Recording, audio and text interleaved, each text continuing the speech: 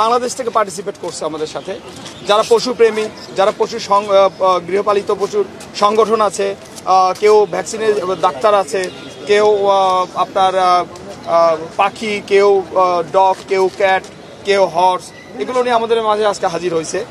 আপনার এর মধ্যে কিন্তু একটি মাত্র কারণ, যার জন্য একটি মানুষের ডাকেই কিন্তু ওনারা সাড়া দিয়েছে, তিনি হচ্ছে আমাদের বিএনপির অ্যাক্টিং চেয়ারম্যান। উনি মানবিক নেতা। উনি যে আজ থেকে আপনারা জানবেন যে উনি যে একটা পশু লাভার, এটা আপনারা আজ থেকে জানবেন।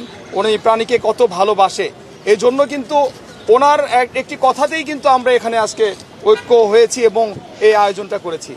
জনাব তারেক রহমান আমাদের গতকাল রাতেও খোঁজ নিয়েছেন, উনি জেনেছেন এবং আনন্দিত হয়েছেন যে আমরা গুটি কয়েক ধরবো যে আপনার কিছু ছেলে পেলে নিয়ে আমরা কিন্তু এই সংগঠনটা করেছি। আমাদের সাথে বয়োজ্যেষ্ঠ লোকেরাও আছে। আমাদের এটা মূল প্রতিপাদ্য, আজকে সারাদিন আমাদের এই পশুদের বা গৃহপালিত পশুদের নিয়ে এখানে মেলার মতো হবে, প্রদর্শনী হবে। তারপরে আমাদের মূল প্রোগ্রামটা হবে 3:30টায়, লাঞ্চ ব্রেক দেওয়ার পরে 3:30 থেকে আমাদের মূল প্রোগ্রাম হবে। ইনশাল্লাহ আমরা আশাবাদী উনি আমাদের মধ্যে 4টার মধ্যে উপস্থিত যাবেন, বিএনপির অ্যাক্টিং চেয়ারম্যান। তখন আমাদের আলোচনা শুরু হবে, এখানে অ্যাওয়ার্ড দেওয়া হবে। এই যে আমরা শুধু অ্যাওয়ার্ড দিব শুধু ঢাকার লোক তা না, আমরা প্রত্যন্ত গ্রাম অঞ্চল থেকেও আমাদের এই অ্যাওয়ার্ড পাবে একজন। আপনারা আনন্দিত যেমন হবেন, সঙ্গে সঙ্গে আমি ভারাক্রান্ত মন নিয়ে একটি কথা জানাতে চাই। আমরা জনাব তারেক রহমানের নির্দেশে একটি ফ্যামিলিকে তালাশ করতেছিলাম, যে ফ্যামিলিটা সারা জীবন এই পশু পাখিকে ভালোবেসে নিজে ভালোবাসা তৈরি করেনি, নিজে ঘর বাঁধেননি, বিবাহ করেননি। সে একটি হেডমাস্টার, আমরা স্কুল হেডমাস্টারের নাম বলবো, আকাশ কলি দাস। ওনাকে নিয়ে যখন আমরা কাজ করতেছিলাম ভারাক্রান্ত মন, এই জন্যই বললাম যতক্ষণ কাজ করছি তার মধ্যে সে ইন্তেকাল করেছেন, পরলোক গমন করেছেন। আমরা খুবই কষ্ট পাইছি। ওনার পক্ষ থেকে ওনার একজন আত্মীয় আসবেন ক্রেস্ট নিতে, আমরা ওনাকে অ্যাওয়ার্ড দেব। আবার ঢাকার মধ্যে ধানমন্ডিতে আমাদের খুব কাছের একজন বড় আপা, উনি প্রায় 200 ক্যাট করে এবং রেস্কিউ করে রাস্তায় যদি আপনার আহত বিড়াল ডগ থাকে এরকম নিয়ে এসেছে করে এবং তাদের যত্ন করে, এবং তাদের ধানের মতো জায়গায় একটি বিশাল বাড়ির একটা বিশাল অংশ তাদের জন্য অভয়ারণ্য করে দিয়েছে এবং থাকার ব্যবস্থা করেছে, খাদ্য দেয়, চিকিৎসা দেয়, সব কিছু। আমরা তাকেও অ্যাওয়ার্ড দেব।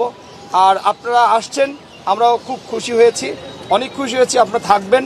এবং মূল প্রোগ্রামটা আমাদের বিকাল 3:30 থেকে হবে, সেখানে 100% আপনারা উপস্থিত থাকবেন বলে আমরা আশা করছি।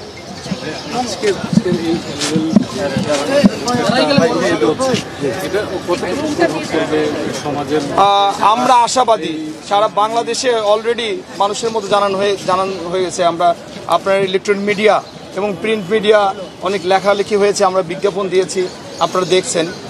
আমরা আশাবাদী এটার প্রভাব ফেলবে এবং আমরা প্রতি বৎসরই এটাকে একটি বড় অনুষ্ঠান করার চেষ্টা করব। এবং আমরা এই সংগঠনের দ্বারা আমরা অলরেডি আপনারা দূরে দেখতে পাচ্ছেন আমাদের একটা অ্যাম্বুলেন্স আমরা ক্রয় করেছি।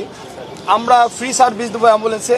যারা বিত্তবান তারা যদি খরচ দেয় আমরা নেব, আর যারা অর্থ দিতে পারবে না আমরা ফ্রি সার্ভিস দেবো তাদের জন্য। এবং আপনারা আনন্দিত হবেন, আমরা জনাব তারেক রহমানের নির্দেশ পেয়েছি, আমরা ইনশাল্লাহ খুব অচিরেই একটি হসপিটাল নির্মাণ করব, যে হসপিটালটা অস্থায়ী ভবনে হবে। সে হসপিটালে আপনার যত রাতে যখনই হোক আপনারা কল দিলে, কোনো পশু পাখি কোথাও আহত হয়ে পড়ে আছে সংবাদ দিলে আমরা এই অ্যাম্বুলেন্সে করে তাদের নিয়ে এসে সুচিকিৎসা দেব। এবং সেটা যদি আপনি বিত্তবান হয় আমাদেরকে হেল্প করবে, আর বিত্তবান যদি না হয়, যদি কোনো কাজে হয়, তাহলে আমরা এটাকে একদম ফ্রি দেবো, ওখানে চিকিৎসা দেবো তাদের বিনামূল্যে, একদম বিনামূল্যে। ভাই, আমরা দেখেছিলাম যখন তারেক রহমান ফেসবুকে একটা পোস্ট করেছিলেন বিড়াল নিয়ে, এবং সেই ছবিটা অনেক বেশি ভাইরাল হয়েছে। সেই জায়গা থেকে এই বিড়াল পোষা নিয়ে যদি বিড়াল পোষা, এটা ওনাদের অনেক অনেক অনেক আগের থেকে উনি যখন এটাকে জানছে, আমার সাথে একদিন কথা হয়েছে, উনি যখন বলেছেন যে আমাদের নবীজি বিড়াল পুষতেন, এবং কোনো এক নবী সম্ভবত বিড়ালের নামও রেখেছিলেন একটা, যে নামে কিন্তু ওনার শ্বশুরালয়ে একটি বিড়ালের নামও করানো হয়েছে। হ্যাঁ, এখন আপনার মনে করেন তারা যে পশুপ্রেমী এবং প্রাণীকে এত ভালোবাসে, এটা আমি আজকে এই অনুষ্ঠান করতে যে আমি জানতে পেরেছি যে তারা পশুকে কতখানি ভালোবাসে।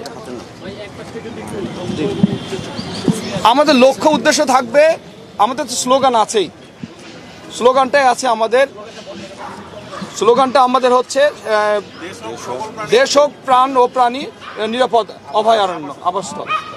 এটা আমরা ইয়েকে দিয়েছি, এটার লক্ষ্যে আমরা এগিয়ে যাব।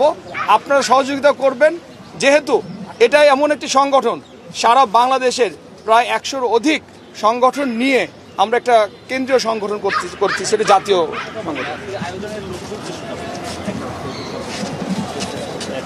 আমরা সকল অ্যাসোসিয়েশনকে একটা ছাতার নিচে নিয়ে আসবো এবং আপনারা যে প্রাণ ও প্রাণীকে যে আমরা মানে ভালোবাসি, এটারই একটা প্রকাশ ঘটাবো।